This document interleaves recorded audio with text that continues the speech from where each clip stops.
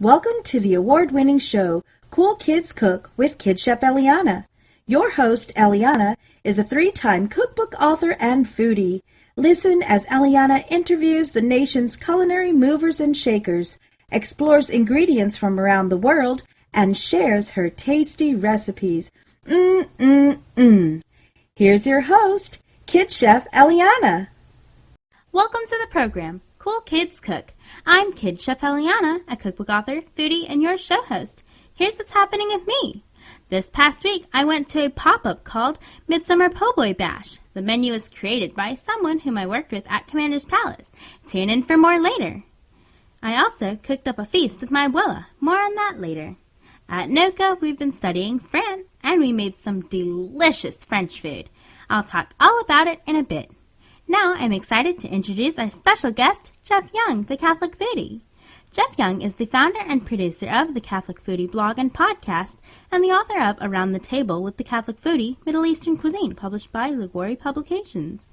Born and raised in Baton Rouge, Louisiana, Jeff has lived in New Orleans for the last 20 years. He is a friend of many of the city's famous chefs and co-hosts the Around the Table food show on Catholic Community Radio 690 AM New Orleans and 1380 AM in Baton Rouge. Jeff is also the host of the Catholic Foodie show on Real Life Radio that airs Monday through Friday from 1 to 2 p.m. Eastern.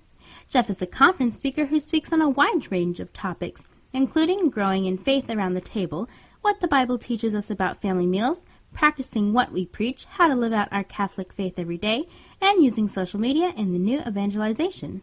Jeff's first book is now available from Liguori Publications, Amazon.com, Barnes & Noble, Aquinas and more, and wherever fine Catholic books are sold.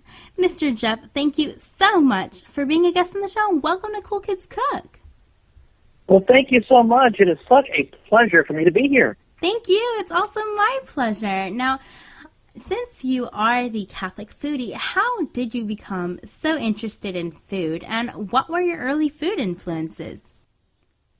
Well, I grew up in Baton Rouge, and being in South Louisiana, I think there's something unique about growing up in South Louisiana where life is really all about food. We gather together for any kind of family events or parties. It's always with a lot of really good food. And usually it's something that lasts for hours, not just for 15 or 20 minutes, And so I remember my family just growing up. And on Sundays, in particular, as a small child, I remember going to my grandparents' house, and all of my cousins and aunts and uncles, and, I have one younger sister, and it's just the two of us. But we had all these other kids there at the house, all of our cousins. And my grandparents would cook this big, elaborate meal, and it was good Cajun cooking, too. That's what they were into. And we would spend the whole afternoon there. So it was just a wonderful experience. And, of course, I always remember all the good food that we used to eat.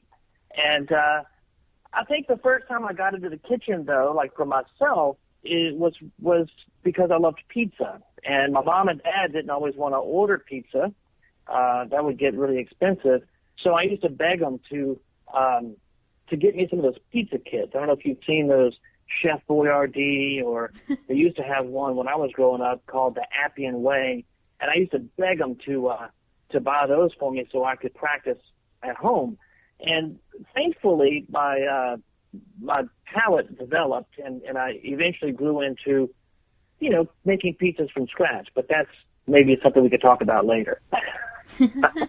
Yeah, that's really great. I know, like you said, New Orleans has so much great food, great comfort food, and there's everything we eat is just really, really good, and we usually do have lots of family meals. I know I have lots of family meals, and, there's just so much food on the table, and then at the end, we're just like, hey, everyone, you can just take a to-go box home. I know. I grew up thinking, I was eating breakfast and asking my mom what we're going to have for lunch, and then eating lunch and say, what we're going to have for dinner, and I think that's there's something really beautiful about sharing food with your family around the table, and it's something I really cherish from when I was growing up. Yes, exactly. I definitely think that too. I love, sitting at the table and then, just talk about, how your day went, just talk about all different kinds of things. So it's really great to, sit at the table rather than just everyone, going to the living room watching TV or, going into your room or whatever. So, I really love just sitting at the table and eating dinner together. And we do that, we do that a lot. And we have a really big family, and it's always filled with lots of food and leftovers for days.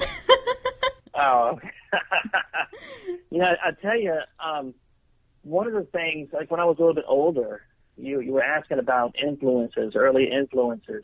And it was interesting. When I was 18 years old, I left home and I moved to Mexico. I actually was in the seminary. I went to Mexico and I joined the seminary there. It was Mother Teresa of Calcutta. It was her group of priests.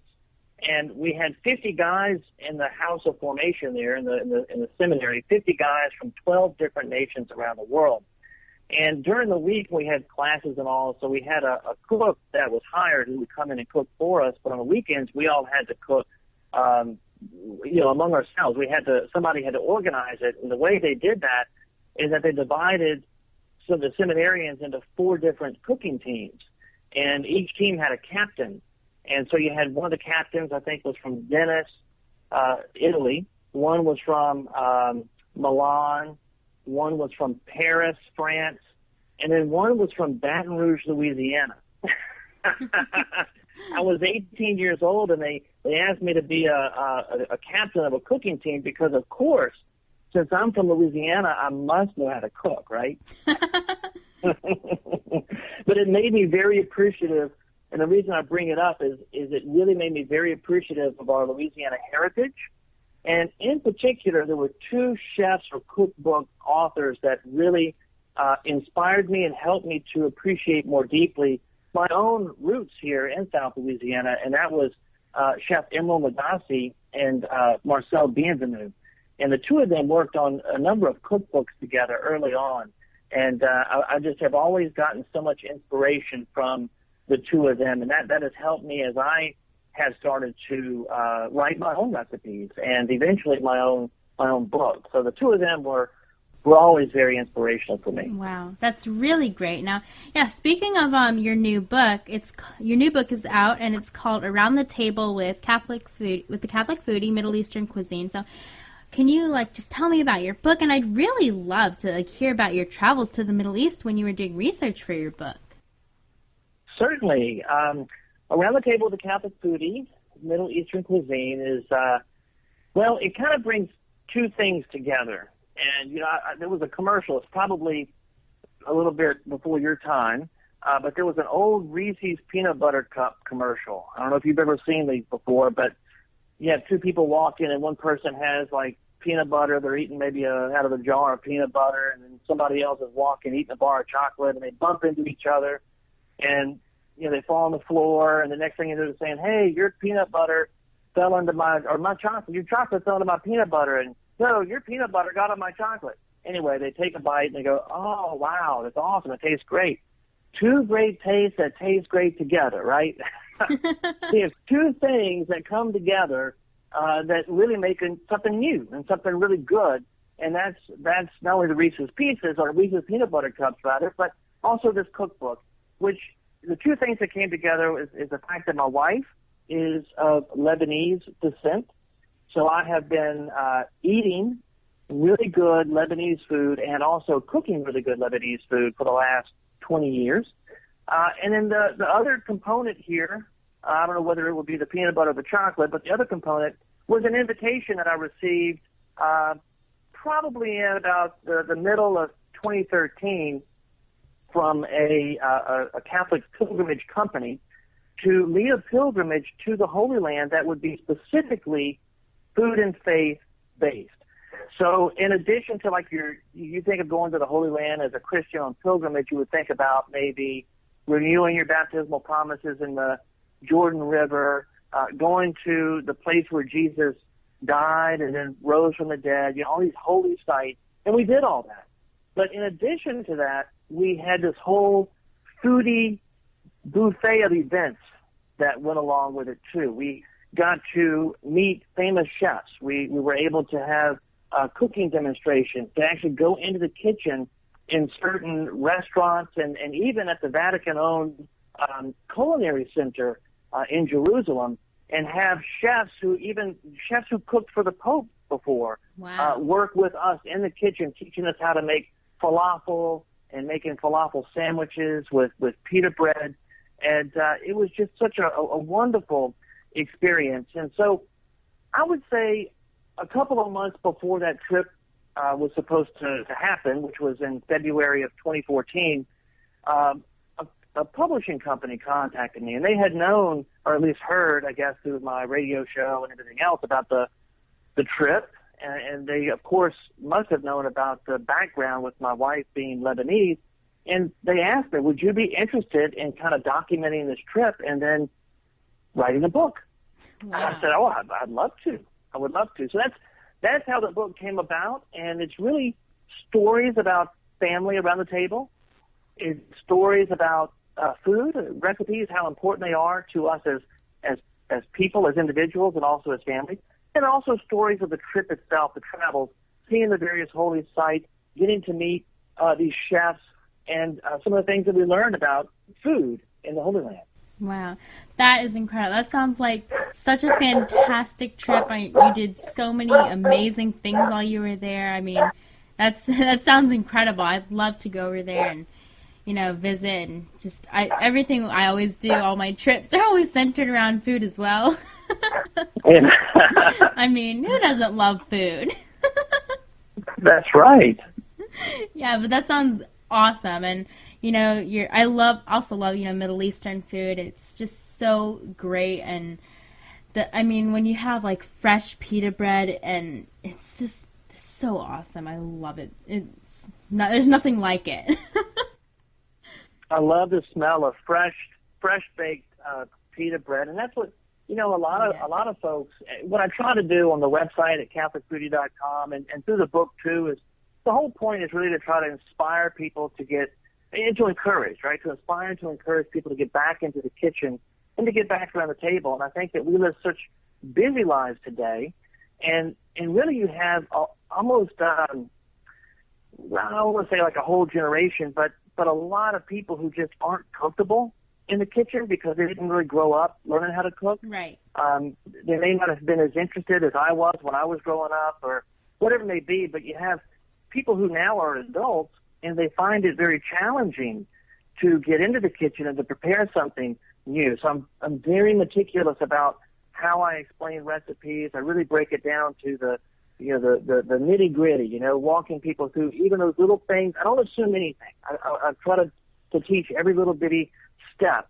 And so that's been just a joy, first of all, to do that. But it's so easy to make your own pita bread. I mean, it takes a little bit of time, a little bit of effort, but it's so easy and it's so much better than what you could buy in the store. Exactly. It tastes so much better, and it's fresh and hot and yummy. I mean, why not? Well, that's awesome. I love that. Well, mix up some hummus. We'll be right back. I'm Kid Chef Eliana, and you're listening to Cool Kids Cook.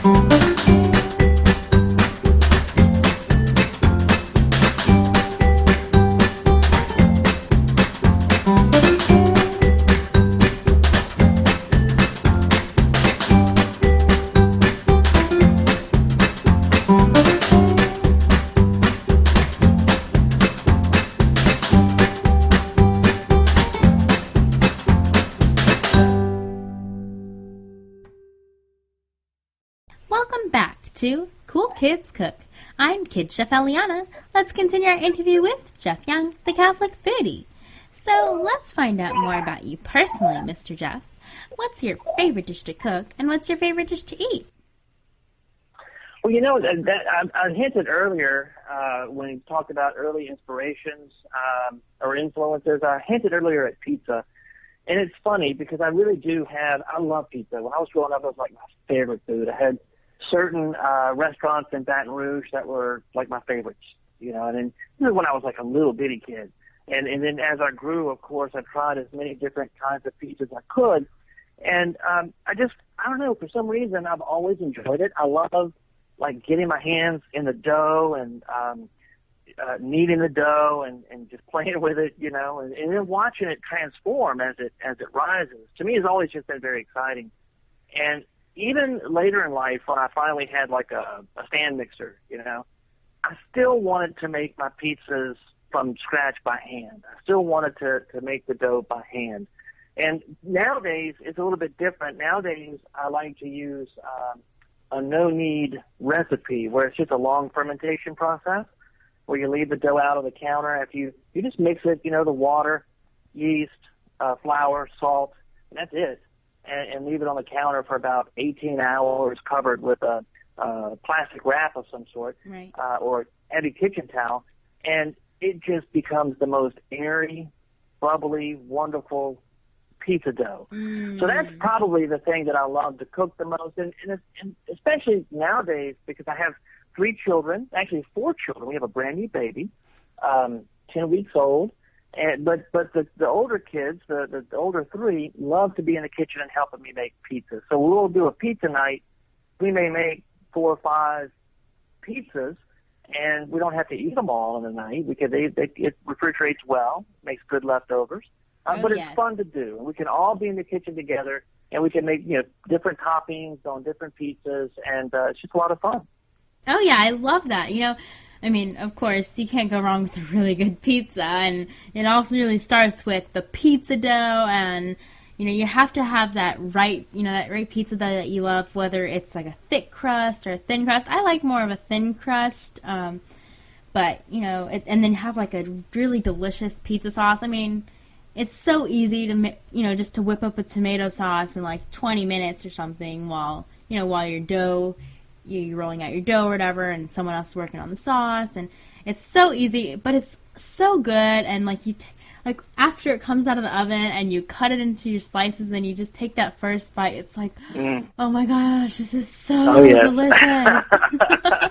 You're making me hungry. I know, now I want some pizza. I love making homemade pizza. That's, you know, also one of my favorite things to do, and we would have pizza night as well, and we would make, you know, like you said, like 4 or 5 different pizzas, and then, you know, they were small pizzas, so they weren't, you know, super big, and we just taste a little bit of each one, and then the rest I'd just save it either like cold pizza the next day for breakfast, or just save it for lunch or whatever. I mean, it was pizza, so I was like, I'm okay eating that like 3 times. Oh, yeah. It'll never go to waste. Oh, yeah. It's never going to get old. Well, now, can you share with our listeners your funniest or most disastrous food memory? Oh, wow. Let's see. I think I've got a few. I actually have 2 that are really connected because they're both about stew. I remember making a dinner one day, and it was a beef stew, and I did it in a big what do you call those? A crock pot, right? Big crock pot. Right. And I remember, I don't know why, now that I'm thinking about it, I don't know why I did this, but I was taking the big container out of the heating element, right? I was removing that stoneware piece out of that for some reason. I don't know why. And I happened to set it down because it was really hot. It was really heavy. I set it down just for a second on the edge of the sink, and the whole thing exploded because it was the sink, I guess it was a porcelain kind of a sink, and it was cold. And that hot stoneware was very hot, and it just cracked right in the middle. The stew went everywhere. Oh, my God. Thankfully, I did not get burned, but we had no crock pot, and we had no dinner. that was one of them. And similarly, and it's funny, it was a stew. Some friends of ours gave us some rabbit that they had in their freezer, and apparently it had been there for a while. I didn't know that. They were just, being friendly and saying, "Hey, do you like rabbit? We've got some rabbit." So I took it. I remember making this.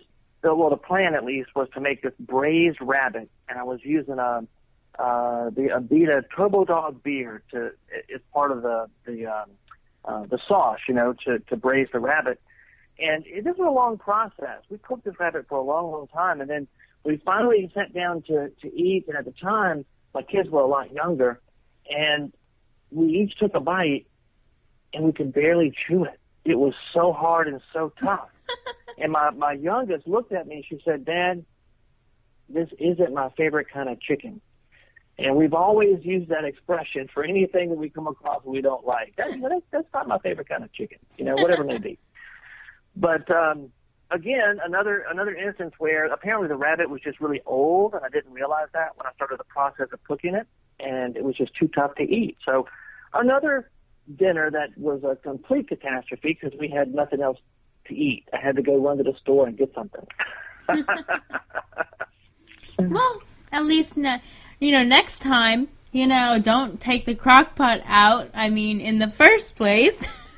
Nevertheless, right. Don't set it down on the porcelain sink. Yeah, we do learn. All these mistakes are very helpful. We hopefully, at least, we learn from them. Yeah, definitely. Always learn from your mistakes. That's all, or at least hopefully you do. Well, now let's talk about unusual foods. What's the most unusual food you've ever eaten? Is there a food you would never eat again? That's a tough question. I will say that growing up, I was very picky. I was a very picky eater, and that really didn't change until I was probably in my late teens. And then when I went to Mexico, of course, I didn't have a choice as to what was going to be put on the table. So I really learned to eat a lot, to expand what I was comfortable eating when I was in Mexico. And I loved it. Typically I love Mexican food anyway. But there were a lot of vegetables that, under normal circumstances, I would not have wanted to eat. But when I was there, I just ate whatever they put in front of me. And I remember one time they had a meal that they had made. We didn't do it. It was the cook that was there who made it for us during the week one day. And apparently, actually, there were two of them, two different kinds of soups, 2 different days. One soup was called a pig snout soup, and it was a pork-based soup, of course. And it wasn't that it had a ton of pig snouts in it. I think they only had one. But I do recall very distinctly when I went to serve my bowl that there was a pig snout staring at me from the pot. And then the other one was similar to that. It was a fish head soup. There wasn't a whole lot of fish in there, right, but it was a fish head soup, and it was the same sort of experience where I'm staring. Let's put it this way, a fish was staring at me from the pot. So those were 2 things that were a little nerve-wracking. I have tried conch before, yes, which is a sea urchin, and I was not thrilled with it at all. Really? And that's probably something I wouldn't want to eat again. Okay. Yeah, I've personally never had sea urchin, but I know people who either love it or hate it. It's kind of one of those foods. Yeah, it's kind of like, for me, it's kind of like escargot. I'm not a big fan of escargot too. It's a fancy French word for snails. Yeah. I don't know if it was my first time. I might have had escargot when I was younger. I'm not sure, but if I hadn't, I don't know. Was it yesterday? Yes. Yesterday, we made escargot at Noka in culinary, and it was actually really good. Yeah. Wow, that's impressive.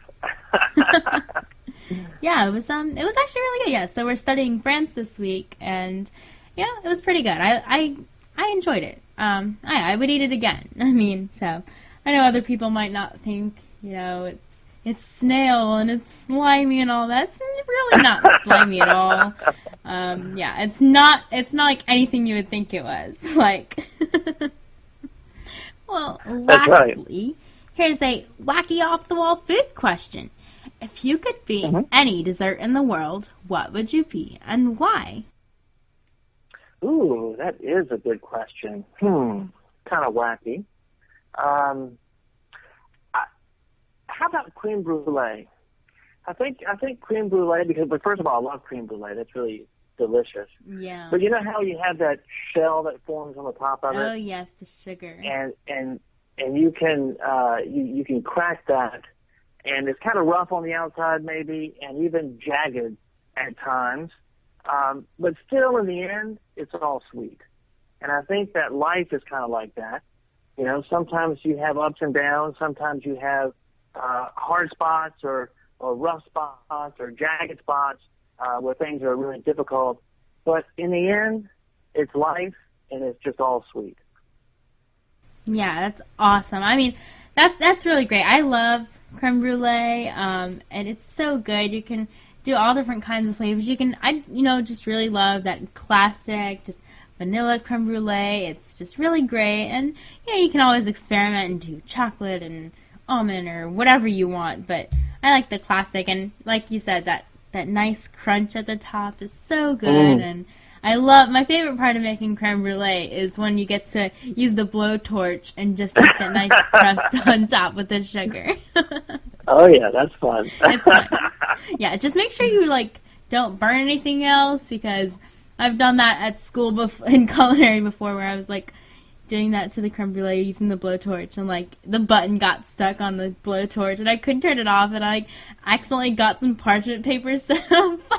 Oh, no! Luckily, we just, blew it away and, used our towel and, fanned it out, and it was okay. And but, that's where you just have to be smoke careful. alarm goes off and everything. Hopefully the sprinklers didn't go off.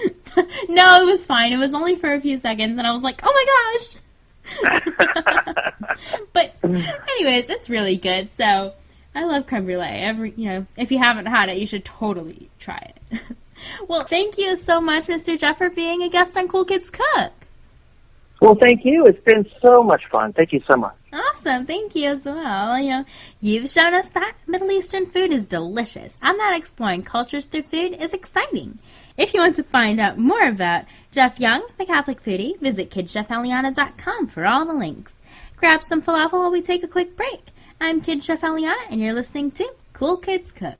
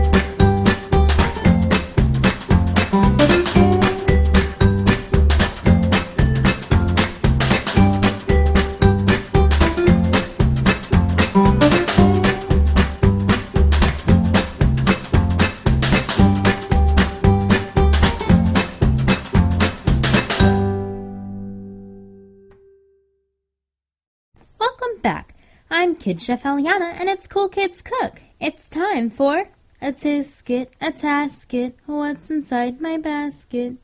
Today's secret ingredient is milk. Let's talk about milk. Each cow produces an average of 6.3 gallons of milk daily. That's actually about 350,000 glasses of milk in a lifetime.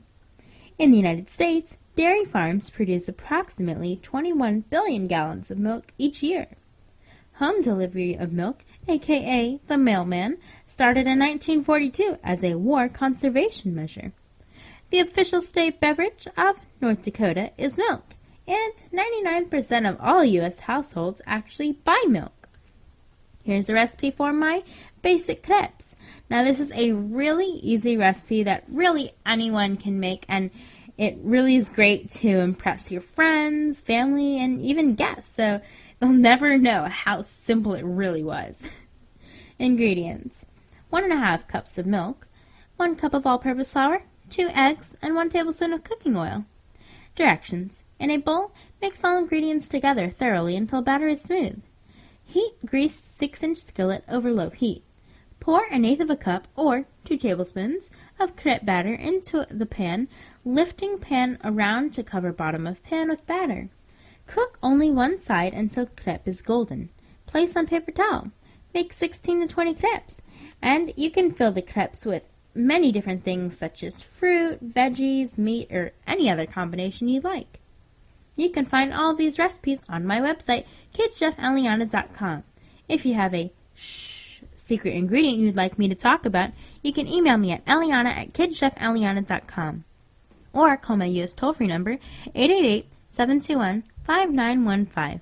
Leave me your first name, where you're calling from, and your question. Maybe your suggestion will air on a future episode. It's time for Foodie News. I'll give you an update on new food trends, cool cooking info, and the occasional strange food story. Starbucks is delivering a new expanded list of items. The small plates include truffle mac and cheese, chicken sausage and mushroom flatbread, bacon wrapped dates, chicken skewers, and meatballs with tomato basil sauce.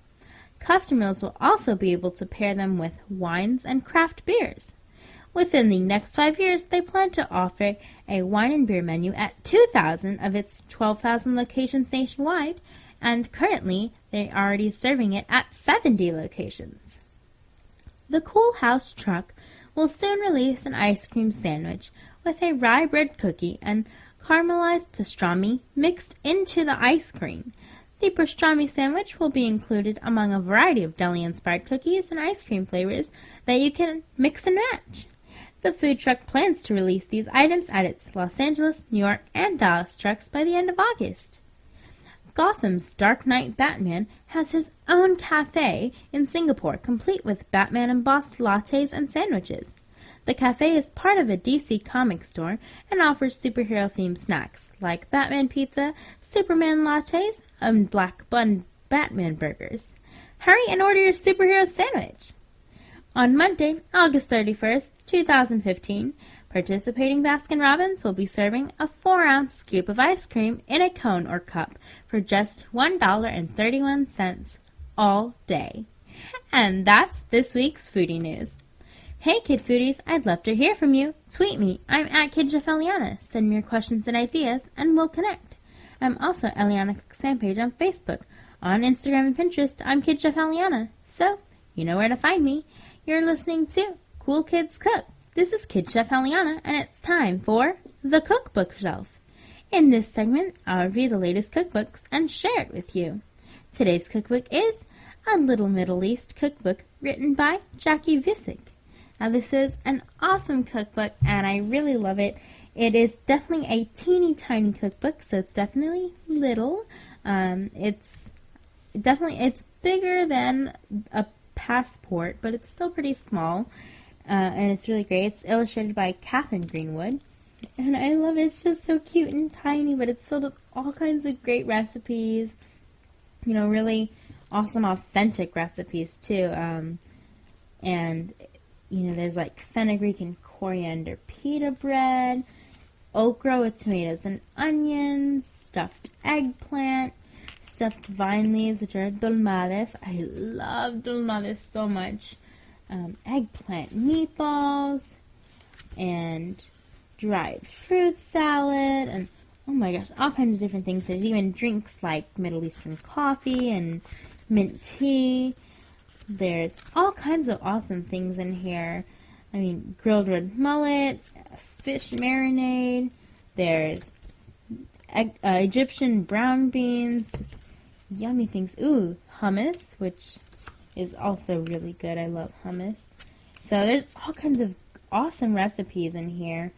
I just really, really love this. And the illustrations are just so cute. I love that there's an illustration for each recipe. So they're just so cute. I love them. So you should definitely check this book out. It is a really great little tiny cookbook. And this past week, I actually went to a pop-up with my mom, and I was actually invited by Wolf, whom I worked with at Commander's Palace, and he said that he was actually doing the pop-up with one of his friends, and he created the menu, and I said, awesome, well, I'll see if we can make it, and I made it there, and the food there was so good. It was at his friend's house, but a lot of people were there, and the food was delicious. So I actually ordered the, the barbecue pulled pork, po' boy. So it was called the Midsummer Po' Boy Bash, and the po' boy was so good. I loved the po' boy. It had like a fire pit barbecue sauce, and it was yummy. It had that, it was like that po' boy where it like drips out. It wasn't like super drippy, but it still had that nice like slow drip out of the po' boy. You know it's good when it starts to drip sauce. And then it had like the lettuce on there. You know, it's a dressed po' boy, if you know what I mean, like, you know, lettuce and then it also was a little different because it wasn't like traditionally dressed like lettuce, tomatoes, and mayonnaise, and sometimes pickles, but it was still really, really great. And then my mom got the roast beef po' boy because she loves roast beef po' boys. It is her favorite, so she couldn't not get a roast beef po' boy. And then she tasted mine. She was like, oh my gosh, this is so good. And then we also shared watermelon and feta salad, and it had like a sesame oil on there and mint, and it was so yummy. I really love that. It was just refreshing and delicious. And as if we weren't already full from all that food, we had to get dessert. And we got a peaches and cream pie, and it was so amazing. We absolutely loved the pie. It was just really, really good. I loved all the peaches in there. It was just a little personal sized pie, like one of those little ones in the mini pie tins, but it was really great. It was just the perfect dessert. I loved it so much, and the crust was so yummy. I loved the crust that they made. So their pies were just really good, and they had all different kinds of pies and different kinds of po' boys and all that, so it was really hard to choose from them. But when we saw the peaches and cream, we were just like, yes, that is the one we need to get. So it was really great, and we were so full. I really regretted like eating the whole po' boy because I said that, you know, I could have taken the other half to lunch and had a really awesome lunch at school, but no. It was so good that I ate the whole thing, which I you know, it's good. That's a good thing, that I thought it was really awesome. But at the same time, I wish I would have saved it. Then I had a really fantastic lunch the next day, but no, I didn't. But that's okay, because it was awesome. It was really big. It was surprisingly big, so I loved it, though. And I forgot to say this last week, but I was recently in the Gambit newspaper, and I was in the 3-course interview. So on my last day at Commander's Palace, someone came in to interview me, and it was just really fun. So I got to be in the newspaper for the 3-course interview. So that was really great. I loved interviewing, or being interviewed, and it was a really great piece. But I did have to say that one correction is that I am a Harvey native, not Kenner. But anyways, it was really awesome, so I loved that, and was just really great to be in there. So it was just awesome, and I had so much great food, and I had even more great food, but I'll talk about that in a little bit. Well, eat some delicious Middle Eastern food. We'll be right back. I'm Kid Chef Eliana, and you're listening to Cool Kids Cook.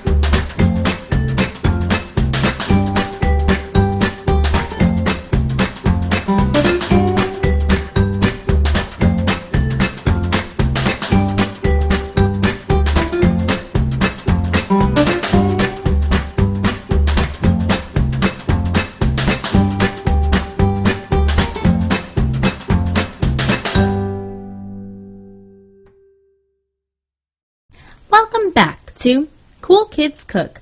I'm Kid Chef Eliana, and it's time for Figure Out This Food. I have a game on my Facebook page called Figure Out This Food. I post a close-up of a food item, and the first three guesses get a shout out here. This one was a stumper. The correct answer was champagne grapes. Let's talk about grapes. Grapes come in many colors, including white, red, black, blue, green, purple, and golden. Over 8,000 grape varieties are grown worldwide. Grapes are in the top 10 of the world's favorite fruits. The United States imports 1/4 of their grapes from Chile. Botanically, grapes are actually classified as berries. Over 72 million tons of grapes are produced every year. It's Snacktivity time. Here, I give you fun, easy breezy snack ideas. Today's Snacktivity is frozen Fruit Cup Slush. These are simple but yummy. Ingredients: 2 oranges, 2 lemons, 1 16-ounce canned crushed pineapple, 1 cup of sugar, 2 mashed bananas, and 4 cups of ginger ale. Directions: zest rinds of orange and lemon into a large bowl. Squeeze orange and lemon juice into bowl. Add remaining ingredients. Mix well. Freeze. Allow 30 minutes to serve. Hey young chefs, this is Kid Chef Eliana, and it's time for Recipe Rewind. This is a recipe for my Urban Bacon Mini Quiches. These are perfect personal quiches, and they're really delicious. Ingredients: 3 eggs, 1/4 of a cup of sour cream, 1/4 of a cup of milk, 2 tablespoons of fresh basil chopped, 2 tablespoons of fresh oregano chopped, 5 slices of cooked bacon crumbled, 1/4 of a cup of cotija cheese crumbled, and 8 mini pie crust. Directions: preheat oven to 375 degrees. In a large bowl, beat eggs, sour cream, and milk until smooth. Mix in herbs, bacon, and cheese. Pour mixture into pie crust and bake for 20 minutes. Allow to cool for 6 minutes before serving. Serves 8. It's time for Kitchen Crafts. Here's a fun kitchen-related craft. Today's kitchen craft is how to make a glowing orange tea light holder. Supplies: 1 orange, 1 tea light, a lighter with adult supervision, and a paring knife. Instructions: Step 1. Cut an orange in half and skip out the insides. Eat them! Yum! Step 2. Cut a foot at the bottom of the orange so it doesn't roll. Step 3. Using the paring knife with adult supervision, Hand cut a star opening at the top of the tea light. Step 4. Place a tea light inside the bottom of the orange half. Light the tea light. Step 5. Place the top of the orange with the star cut out on the base. Turn off the lights and be amazed! The instructions along with photos are on my website for this week's episode on KidChefEliana.com. Don't forget to connect with me on Twitter and Facebook. I'm at KidChefEliana on Twitter and Eliana Cooks fan page on Facebook. Be sure to hit that like button. I like you and I hope you like me too. If you're listening to the show on iTunes, be sure to subscribe, rate, and review the show. The more reviews we get, the more young chefs we can reach. And remember, my Parent Choice Approved award-winning cookbook and the Latino Book Award winner, Cool Kids Cook Louisiana, and my newest cookbook, Cool Kids Cook Fresh and Fit, are available at any online book retailer. Now, this past weekend, I actually cooked a feast with my abuela, and my abuela and I we made a lot of good food, and it was just in one night. It was actually just a lot of food. I had like a little bit of everything, and I was just so full. But my abuela made some chicken taquitos, so we had some like leftover roasted chicken, and then we made homemade tortillas, but instead of instead of cooking them to make the tortillas, we just like made the tortilla shape like with the dough that we had, and then we put the chicken inside of the tortilla and then rolled it and then fried it to make little taquitos, and they were so delicious. I loved them. And then I made homemade salsa to go with it, and we also had some Mexican crema too, so that was really great. And then we also had black beans and rice and roasted potatoes that my dad made, and we had some roasted corn, and then we also had a ton of leftover chicken, so we just put that on the side in case you just wanted to make regular tacos, because, I mean, why not? Tacos are amazing. But it was just really, really good. I loved it, so I love that. And I love taquitos. They're so yummy. I used to be like really obsessed with them when I was younger, and I'd eat them all the time. So it just kind of brought back memories like, ooh, taquitos! They're just so yummy. Especially when you make them from scratch rather than like getting the frozen ones or anything like that. But they're always better from scratch. So that was really yummy. And then this week in culinary, we are studying France, which is so exciting. And we're actually going to be studying France for a couple of weeks. So this is our first week in France, and like I said before, we are actually doing international cuisine this year for level 2. Level 3s are doing the same thing since last year they did American cuisine.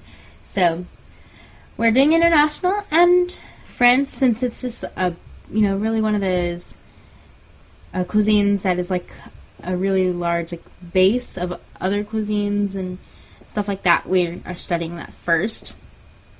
And the very first day on Monday, our chef instructors got the level 2s and 3s together, and they said, alright, so we're doing France this week, and y'all should get together and split into groups, research some French recipes, and get the origin of them, and you're going to be cooking them on Tuesday, Wednesday, and Thursday. And they just said go, and then they just went to work with the level 4s. They said, alright, y'all can go, just work on your computers, or go to the library, whatever you need to do, and we'll be with the level 4s, talking to them about, whatever they're going to be doing for their class period.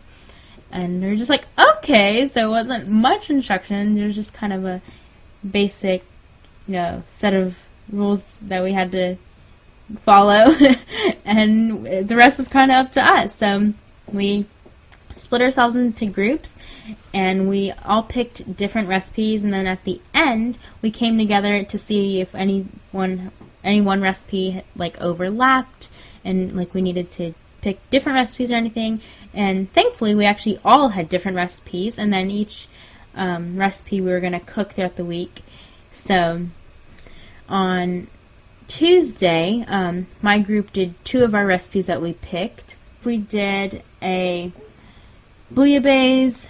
It's a broth, and it has mussels in it, and it's really great, and it's got like little small bits of like onions and other vegetables in it. And then we also did a quiche Lorraine, and then we also did a cherry clafoutis, or clafoutis. So, I don't really know French that well, so sorry if I'm, like, butchering the words or anything like that. But that's what our group picked, and all the recipes came out so great. And the quiche Lorraine is actually different from, like, just a regular quiche. It originated in Germany, and then the French, like, took it over and decided to add Lorraine to it to make it French. And then it actually has mostly heavy cream in it, and it like dominates the eggs, so there's not many eggs. And then it has bacon, and there's just like salt, pepper, nutmeg, and some butter. And then we also made a pie crust for it. So yeah, it's really simple, and it's really great. So I really like that. I like that it's not too eggy, because sometimes I don't like quiche that much because it's really eggy. So this quiche Lorraine was really great, because since it was mostly heavy cream. So it's not that healthy, heavy cream, bacon, butter, but whatever. It's all good. And then the other groups, during the week, we made French bread. We actually made the French baguette every day, since one of our classmates actually went to France and said that they have bread at like every meal. So we decided that every day we'd be making French baguette. And we also made some escargot, which is snail, if you don't know. I talked about that earlier in the interview. It is actually really great. I think it was my first time having it, and I really enjoyed that, actually. It was just basically like butter and like lemon sauce, and garlic. So it was really good. And we also had salt-crusted red snapper. That was really yummy. And then we also made strawberry souffle, and they rose. They were great, and they didn't sink in, but they weren't quite cooked all the way in the middle, but they still tasted really great. They were just a little liquidy, but it still tasted yummy. And we made, of course, more French bread, like I said. And we also made some delicious coq au vin, which is just like chicken in wine that's like reduced, and like onions, and so that's really good. And we also took the baguette and like cut it into little slices, and then we put dark chocolate in between it, and like ate that as that, like just by itself like that. And like it was actually not like dark chocolate wasn't melted or anything. It was just like bits of dark chocolate, like with the French baguette, and you ate that. Since our classmate who went to France said that they did that for their dessert. They would just put dark chocolate in between a baguette and eat it just like that. So that's what we did. And it was actually really great. And they also made a French onion tart that was really yummy. So it was basically just puff pastry on the bottom, and then caramelized onions on top, and it was so good. I really, really love it. So we had some great recipes this week, and I can't wait to see what recipes we have next week that we're going to be learning. So that's awesome. It's going to be really great. So I really love studying France, but I can't wait to move on to other countries as well. It's going to be so exciting. Well, that's all for this week. I leave you with this quote from Jim Rohn. Your life does not get better by chance. It gets better by change. Thanks so much for joining me. I'm Kid Chef Eliana with Cool Kids Cook. Bon appetit. I'll see you next week.